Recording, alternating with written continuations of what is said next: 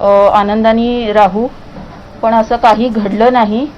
आणि ज्या गोष्टी त्यांनी फ्लॅट पैसे वगैरे जे काही सांगितलेलं आहे ते नितांत खोटं आहे. कारण त्यांनी जो छळवणूक माझी केलेली आणि प्रत्येक गोष्टीत त्यांनी जे शाब्दिक सुनावणी किंवा मारहाण करून जे त्यांनी माझ्याबरोबर केलेलं आहे ते लपवण्यासाठी आता ते सगळं हे खोटं स्टेटमेंट मीडियासमोर देत आहेत. अघोरी कृत्य म्हटलं महाराष्ट्रामध्ये अघोरी आणि जादूटोणा बंदी विधेयक आहे, त्याची अंमलबजावणी केली जाते. तर तुम्हाला काय सांगा, कशा पद्धतीने अघोरी प्रयोग तुमच्यावरती केले गेले आणि त्यांना किती कठोर शिक्षा झाली? अघोरी कृत्य ॲज इन 2018 मध्ये, म्हणजे डिसेंबर 2017ला लग्न झाल्यापासून सप्टेंबर 2018 पर्यंत आमच्यात काहीही शारीरिक संबंध आले नव्हते. त्याच्यासाठी आमच्या फॅमिलीजनी बसून बोलणी केली आणि असं ठरलं होतं की गणपतीवरून आल्यानंतर या गोष्टीवर काम करायला सुरू करू. पण गणपतीवरून आल्यानंतरच एक थोडक्यात अशी घाबरण्याची घटना झाली, ज्याला त्यांनी असं अघोरी सगळ्या ह्याचं इलाजांचं स्वरूप दिलं की ते अक्षरशः सप्टेंबर 2018 पासून 22 सालापर्यंत ते त्यांनी सुरू ठेवलं, ज्याच्यात हे अघोरी कृत्य प्लस माझं मेडिकल ट्रीटमेंट्स ज्या त्यांनी केल्या, हायपोथायरॉइड असूनही त्यांनी मला जे अँटी डिप्रेसंट्स वगैरे दिले त्याच्यामुळे मला सर्वोपरीने त्यांनी प्रचंड त्रास दिलेला आहे. अघोरी कृत्य काय केलं जो सांगतो, गंभीर प्रकारे महाराष्ट्राचे माजी खासदार, कौटुंबिक पार्श्वभूमी राजकीय आहे, काय अघोरी कृत्य केलं? अघोरी कृत्य जसं की वेगवेगळ्या बाबांकडे इलाजासाठी म्हणून घेऊन जायचे, मग ते बाबा त्यांच्या परीने इलाज करत होते. कोण जिवंत कोंबडा अंगावरून उतरवत होता, कोण कणकेच्या भावल्या, तांब्याची तार, मासाचे तुकडे घेतलेले, माझ्या अंगावरचे न धुतलेले वापरलेले कपडे घेऊन केसावरचे डोक्यावरचे केस ओढून अशा सगळ्या गोष्टी वापरून उतारे करत होते.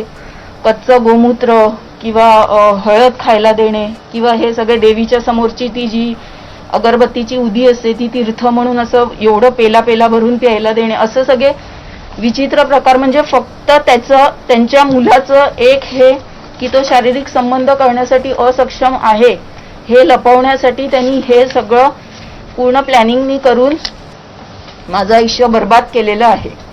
राजकीय दबाव होता का? कारण माजी खासदार, खासदार राहिले, वजन आहे शिवसेनेमध्ये त्यांचं, राजकीय दबाव तुमच्यावरती कशा प्रकारचा होता आणि किती राजकीय कुठल्या दुसऱ्या नेत्यांचा हस्तक्षेप होता का दबाव टाकण्यामध्ये पक्षाच्या? राजकीय दबाव तर तसं तो जास्ती असण्यापेक्षा जो एक मेंटल ट्रॉमा मला दिला जात होता, एक घरच्यांकडून जे प्रेशराईज केलं जात होतं, जसं नवरा मला मारहाण करून बोललेला आहे की माझ्या वडिलांनी 2 करोड रुपये इलेक्शनसाठी लावलेले आहे, तुझ्यामुळे त्यांच्या इमेजला जर धक्का गेला तर म्हणजे तू बघ तुझं मी काय करीन, असं सगळं.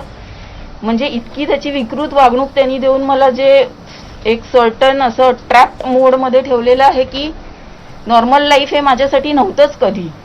सो त्याच्यावरनं तुम्ही कल्पना करू शकता की काय ट्रॉमा त्यांनी मला या 7 वर्षात दिलेला आहे. विनायक राऊतांची भूमिका कशी असेल, त्यांचं वागणं कसं होतं आणि किती या गुन्ह्यात गंभीर सहभाग त्यांचा आहे? स्पष्टच सांगायचं तर विनायक राऊत हे त्यांच्या दुसऱ्या पत्नीबरोबर आणि मुलीबरोबर दुसऱ्या घरात राहतात. आम्ही ह्या घरी राहतो जे झोपडपट्टीत आहे आणि आम्हाला लग्नाच्या बोलणींपासून आम्हाला कधीही सांगण्यात आलं नव्हतं की दुसरं घर हे झोपडपट्टीत आहे.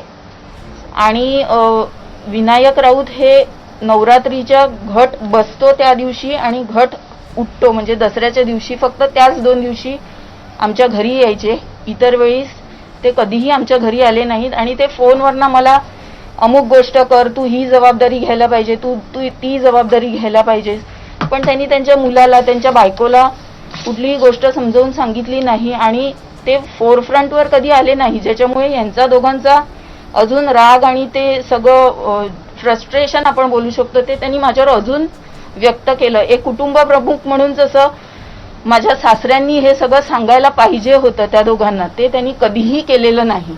अघोरी कृत्यात किती सहभाग होता विनायक राऊत? हे स्वतः जेव्हा तुम्हाला वेगळे उतारे काढायचे किंवा बाबांकडे घेऊन गेले तेव्हा विनायक राऊत हे स्वतः तिथे उपस्थित होते किंवा असायचे? एका ठिकाणी होते, पण हे जे अघोरी जिथे जिथे आम्ही गेलेलो आहोत ते सगळे कोकण पट्ट्यातले आहेत आणि मूळतः ते सिंधुदुर्ग पट्ट्यातले आहेत आणि त्यांनी जिथे जिथे सांगितलेलं आहे तिथे तिथे आम्ही सगळीकडे हे इलाज केलेले आहेत.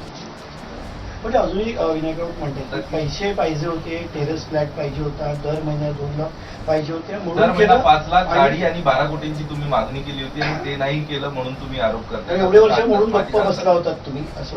अच्छा, तर मला असं वाटतं की त्यांनी आणि सगळ्यांनी ज्यांनी मला जवळून पाहिलेलं आहे त्यांनी हा विचार करावा की मी 7 वर्ष तिथे होते, माझ्याकडे बरेच मौके होते जिथे मी त्यांच्याकडनं पैसे उकळू शकत होते किंवा काही त्यांच्या गोष्टींवर माझा हक्क दाखवू शकत होते, पण मी त्याच्यात कधीही नव्हते. आणि माझ्या सिंपल अपेक्षा होत्या माझ्या नवऱ्याबरोबर माझा सुखी संसार आणि माझ्या घरच्यांबरोबर आनंदाने नांदणं. ते त्यांनी न देता इतर गोष्टीत मला भरीस पाडून मला वेगवेगळ्या तऱ्हेने छळून माझं अपमानित असं घाणेरडं आयुष्य त्यांनी माझं केलं. कायदेशीररित्या काय तरतुदी आहेत, कशा पद्धतीची